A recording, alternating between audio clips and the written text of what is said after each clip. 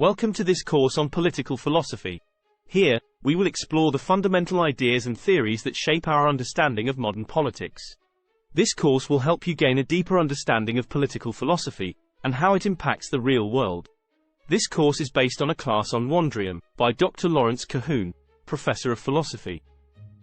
If you want to have access to this and thousands of other academic classes yourself directly on Wondrium, use the affiliate link below to get a 20% discount and a 14-day free trial. The field of political philosophy or theory addresses the fundamental question of what our political systems ought to be.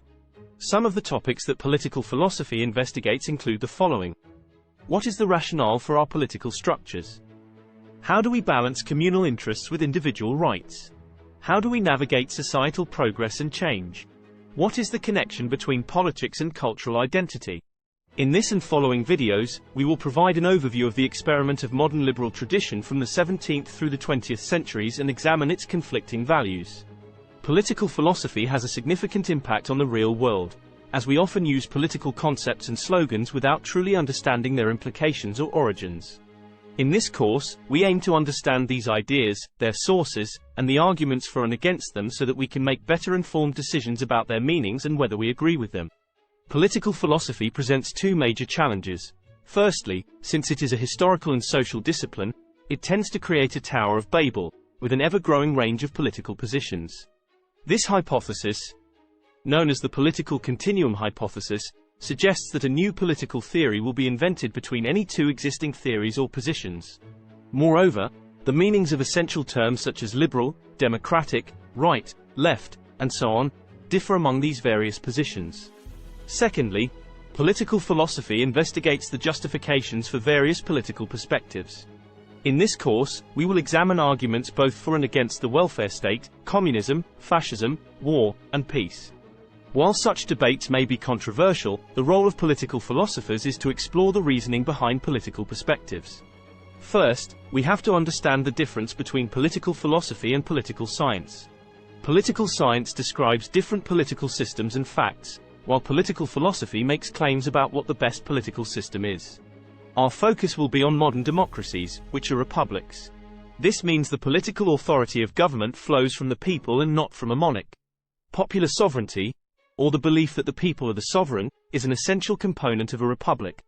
While democracy means rule by the people, in practice, it often means majority rule in a republic. However, republics can have limits on democracy or majority power, such as electing representatives to pass laws or having a constitution to limit government power. A republic may elect representatives to pass laws rather than the people passing them directly, or it may have a constitution that limits government power and protects individual liberties. The tension between democracy and liberalism is an important issue in political theory. Democracy wants to give power to the people, while liberalism aims to limit the amount of power the majority has to protect individual liberty.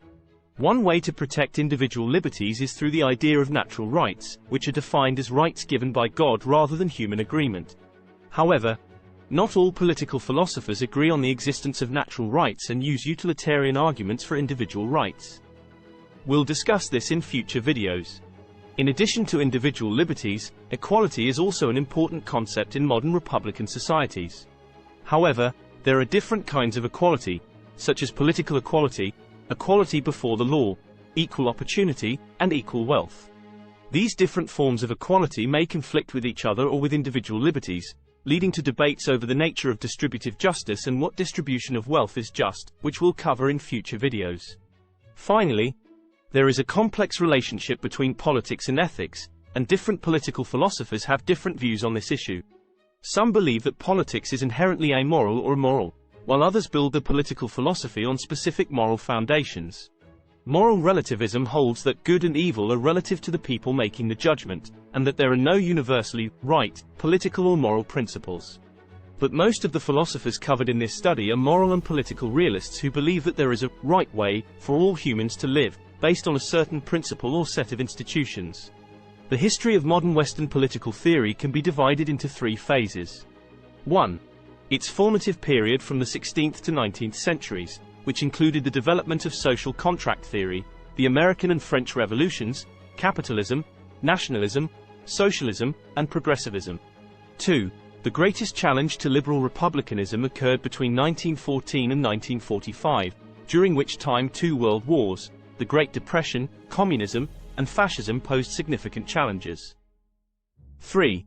The period from 1945 to the present saw liberal Republican countries experience economic success and mature into the contemporary form, which brought its own set of issues, such as distributive justice, personal liberties, and changing warfare.